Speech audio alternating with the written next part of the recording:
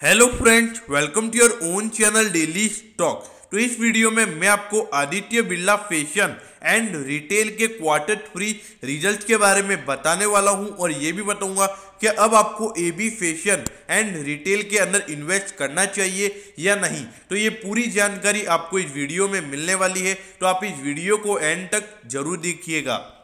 और दोस्तों, अगर आपको रोज इसी तरीके की अपडेट चाहिए तो आप प्लीज़ हमारे चैनल को जरूर सब्सक्राइब कर दीजिएगा, क्योंकि आपको रोज ये सारी अपडेट्स हमारे चैनल के ऊपर मिलने वाली है। तो चलिए शुरू करते हैं।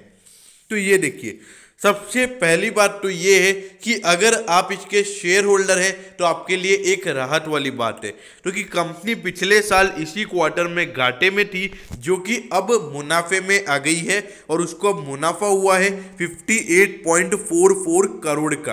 अब 0.44 मतलब 44 लाख का, 58 करोड़ 44 लाख, जबकि पिछले साल उसको इसी क्वार्टर के अंदर 37.16 करोड़ का लॉस हुआ था। तो देखिए, रिकवरी तो कंपनी के अंदर आई है, लेकिन इसके पीछे एक राज है जो आपको जरूर पता होना चाहिए। ये देखिए, अगर मैं कंपनी के रेवेन्यू की बात करूं तो वो 19.5% गिर गया है। अब एक मोटा मोटा ये मान के चलिए 20% की गिरावट आपको कंपनी के रेवेन्यू में देखने को मिली है, और वो हो गया है अब 2076.19 करोड़ का। देखिए, पिछले साल लगभग ये 2500 करोड़ का कंपनी का रेवेन्यू था, जो कि अब हो गया है 2076.19 करोड़। तो देखिए, 20% की गिरावट आपको कंपनी की सेल्स में देखने को मिली है।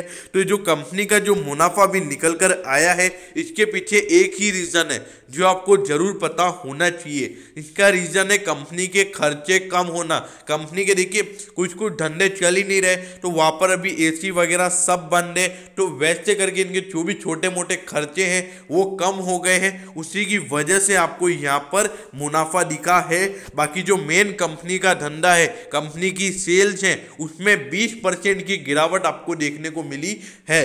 तो देखिए, मैं यही बोलूंगा कि नतीजे भले ही कंपनी मुनाफे में आ गई है, लेकिन मैं नतीजे से खुश नहीं हूं, क्योंकि कंपनी के रेवेन्यू, मेन कंपनी की सेल्स बढ़नी चाहिए। अगर आप यहाँ पर इसका जो रेवेन्यू है वो यहाँ पर 50% गिर जाएगा, और जो कंपनी की प्रॉफिटेबिलिटी है उसको आप 150% बढ़ा दोगे, उससे काम नहीं होता है। मेन सेल्स डिपेंड करता है, सेल्स जितनी बढ़ेंगी उतना फायदा होगा धंधे को।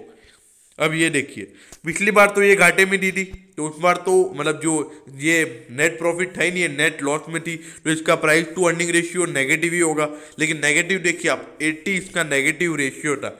और अभी इसका शेयर का प्राइस देखिए, सेक्टर का प्राइस 2/4 और ये चल रहा है 12 पे, मतलब सेक्टर के मुकाबले 3 टाइम्स पे मिल रहा है, और जबकि जो इसकी अर्निंग्स है वो और गिर रही है। तो देखा जाए तो अभी ये बहुत ही ओवर वैल्यूड शेयर है।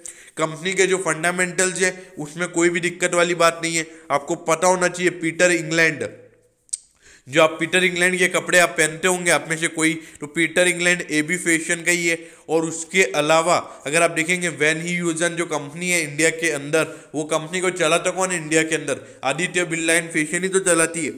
तो देखिए, कंपनी के जो फंडामेंटल्स है वो एकदम बढ़िया है, लेकिन इसके पीछे आपको ऐसा लगता होगा, मतलब अगर आप इनकी शॉप पे जाते होंगे तो आपको ऐसा लगता होगा कि यार 3000 रुपये का शर्ट है, या फिर यार इसकी कॉस्ट तो लगभग 1000 ही होगी, तो इनको तो 2000 रुपये की कमाई होती है। देखिए, ऐसा नहीं होता है, कमाई होती है इसमें कोई नहीं है। देखिए, जो मेट्रो सिटीज़ होती है वहाँ पे इनको बम्पर मुनाफा होता है, लेकिन देखिए कुछ छोटी मोटी सिटीज़ के अंदर भी ये खोल देते हैं, अपने जो स्टोर्स होते हैं ये छोटी मोटी सिटीज़ में भी खोल देते हैं। तो वहाँ पर क्या है कि जो लोग होते हैं ना, वो इतना एक्सपेंसिव कपड़े नहीं खरीदते, तो वहाँ का जो इनका खर्चा होता है वहाँ पे ये लॉस में चली जाती है।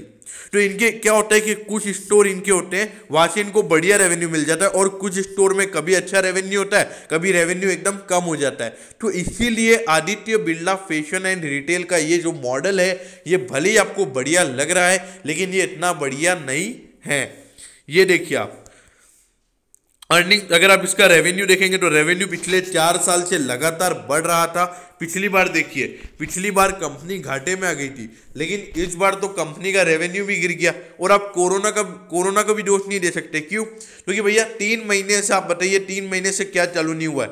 हाँ, अक्टूबर नवंबर दिसंबर तीनों में सिचुएशन नॉर्मल हो गई थी, और ऐसा नहीं कह सकते कि कोरोना की वजह से इसका धंधा कम हुआ है। देखिए 20% का रेवेन्यू यहाँ पर आपको कम देखने को मिलेगा इस साल, और देखिए प्रॉफिटेबिलिटी तो पिछले बार ये लॉस में थी, और इस बार रेवेन्यू कम हो गया और खर्चे और कम हो गए, तो उसकी वजह से क्या हो गया, कंपनी मुनाफे में आ गई।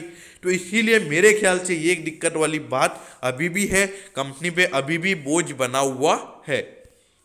ये देखिए 165 का ये शेयर अभी चल रहा है, 281 का इसका ऑल टाइम हाई है, मतलब 116 रुपये आपको अभी मोटा मोटा डिस्काउंट पे मिल रहा है। और अगर परसेंटेज वाइज देखा जाए तो ये आपको लगभग 30-40% ये शेयर आपको अपने ऑल टाइम हाई से डिस्काउंट पे मिल रहा है। लेकिन देखिए मेरे ख्याल से ये कंपनी में थोड़ा सा रिस्क बना हुआ है, क्योंकि देखिए इसका जो बिजनेस मॉडल है, पीटर इंग्लैंड हो गया, वेन यूजन हो गया, एलन सोली हो गया, तो ये इन सारे प्रोडक्ट को ये इंडिया में चलाता है, इसमें कोई बात इशू नहीं है। लेकिन रीज़न ये है कि कुछ स्टोर नहीं चलते हैं, कुछ स्टोर एकदम बढ़िया चल जाते हैं, तो वो एक रिस्क बना हुआ है।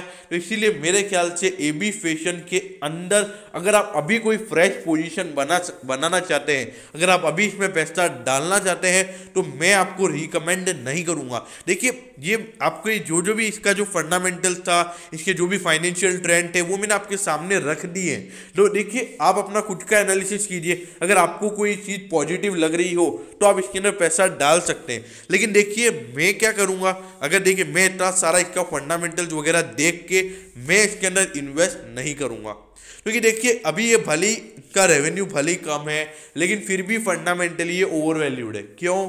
देखिए मैंने आपको बता दिया प्राइस टू बुक से इतना महंगा है, इसका प्राइस टू अर्निंग भी अगर पॉजिटिव भी हो जाता है तो भी आपको सेक्टर के मुकाबले ओवर वैल्यूड मिलने वाला है। तो ये अभी तक रिस्क इसके ऊपर बना हुआ है, तो मेरे ख्याल से मैं इसके अंदर इन्वेस्ट नहीं करूंगा।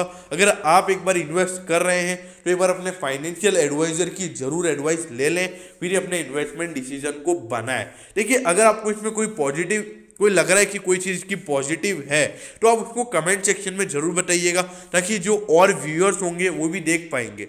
ओके, तो मैं होप करता हूं कि Aditya Birla fashion and retail के Q3 रिजल्ट के बारे में आपको सब कुछ पता चल गया होगा।